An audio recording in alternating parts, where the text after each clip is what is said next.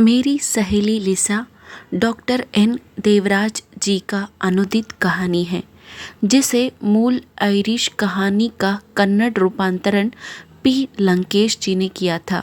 कहानी का आरंभ इस प्रकार है। वह मेरे चाचा की बेटी थी।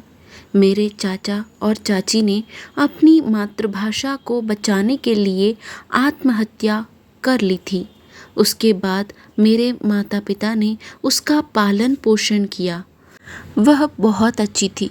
हमारे पूरे इलाके में उसके जैसी फुर्तीली, हड़ताल के लिए आतुर रहने वाली, किसी भी प्रकार के अन्याय के विरोध धरना सत्याग्रह करने वाली दूसरी कोई नहीं थी। एक पुरानी पैंट और अपने समूह की वर्दी को शर्ट के रूप में पहनकर खेतों के बीच, शहरों की गलियों में, शहर के पार्कों में वह क्रांति की चिंगारी बनकर चमकती थी। उसका नाम था लिसा।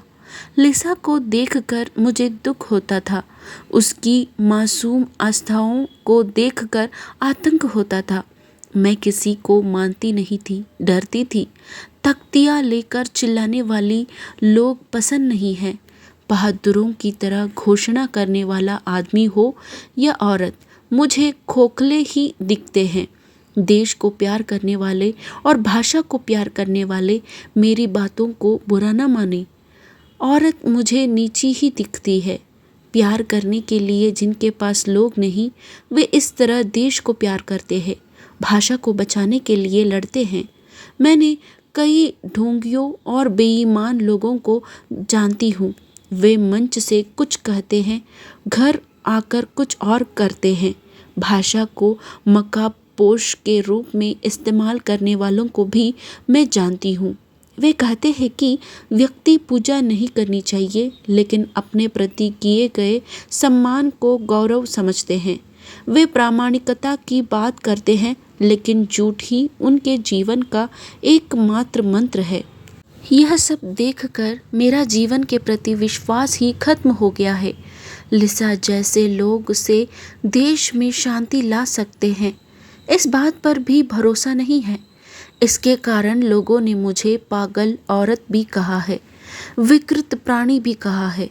मैं किसी को नहीं देखूं, इसीलिए मैंने शहर के बाहर अपने बगीचे के बीचों बीच घर बनाया है। जो लोग मुझे देखना चाहते हैं, उन्हें कीचड़, पत्थर, कांटों के बीच से 4 मील पैदल चलकर आना पड़ता है। उन्हें देने के लिए मेरे पास कॉफ़ी भी नहीं है। उनके मनोरंजन के लिए मेरे पास शब्द भी नहीं हैं। फिर भी कुछ लोग आते हैं। विशेष त्योहारों के लिए चंदा इकट्ठा करने वाले, देश सेवा करने के लिए यात्रा करने वाले, तीर्थ यात्रा पर जाने वाले, प्रकृति को बचाने के लिए लड़ने वाले, जो बलात्कार के खिलाफ संगठित हो रहे हैं। जिस किसी खंभों पर नज़र पड़ी, उसका उपयोग करने वाले, ऐसे 1-2 नहीं। मैं ऐसे सभी लोगों की बात सुनकर उन्हें 2 रुपये दूंगी। समारोह में आइए कहेंगे तो ज़रूर कहते हुए मुस्कुराती हूँ। उनको मालूम है कि मैं नहीं जाऊंगी। मुझे किसी भी विचार में उत्साह ही नहीं है। लेकिन लिसा मेरे जैसी नहीं है। वह हमेशा गरीबों के साथ, प्रकृति के साथ, शहर की मासूमियत और सुंदरता का साथ देने वाली, और उस आधुनिकता के खिलाफ जो इस देश की सुंदरता को खत्म कर रही है। वह उन लोगों के खिलाफ है जो अपनी संपत्ति के लिए दूसरों का सब कुछ नष्ट करते हैं। लिसा कितनी मासूम है। उसने लंगड़े और अंधे लोगों के लिए आंदोलन शुरू करके उनके लिए ओक आश्रम की स्थापना भी की। वह उनके लिए एक स्कूल भी चलाई। वह अपनी भाषा की बारीकियां ठीक से सिखाने के लिए, संस्कृति के बोझ बिना आगे बढ़ने के लिए अच्छे अध्यापकों को लेकर आई। भाषा, साहित्य, संस्कृति सबकी रक्षा करनी चाहिए। इसके लिए सभी को लड़ना चाहिए। पर्यावरण भी ऐसा ही है। वह अपने बारे में सोचे बिना 60 साल तक संघर्ष करती रही। वह हर बात पर प्रतिक्रिया देती थी। इस देश के दिव्यांग, गरीब, असहाय, पिछड़े, वंचित सभी लोगों के लिए उनकी वर्दी, उनका पोस्टर, उनका नारा हमेशा तैयार रहता था। 80 साल की लिसा का घर भी उनके 2 एकड़ खेत के बीच में है। जैसे जैसे इस बुढ़िया की गला सूखता गया और शरीर शक्तिहीन होता गया, वैसे वैसे शहर के बकासुरों की नज़र उसके 2 एकड़ ज़मीन पर पड़ी। उन्होंने कहा, हजारों लोगों के पास खड़े होने के लिए जगह नहीं है और उनके सिर पर छत नहीं है। ऐसे में इस बूढ़ी औरत को 2 घर क्यों चाहिए? वे तख्तियाँ लेकर नारा लगा रहे थे। यह क्या है लिसा? मैंने पूछा। मुझे नहीं पता। अब मुझे क्या करना चाहिए वह भी मुझे पता नहीं चल रहा है। कहाँ गई तुम्हारी वह हड़ताल? कहा मैंने। उसे यह व्यंग्यात्मक लगा होगा।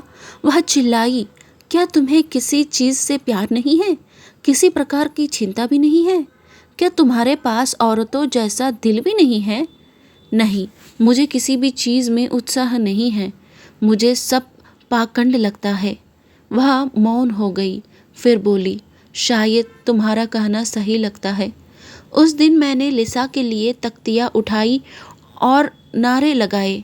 वह मेरे लिए पहला और आखिरी विरोध था। तब मैं 76 साल की थी। लिसा के मरते समय तक उसकी 2 एकड़ के ज़मीन को हड़पने के लिए कोई नहीं आया।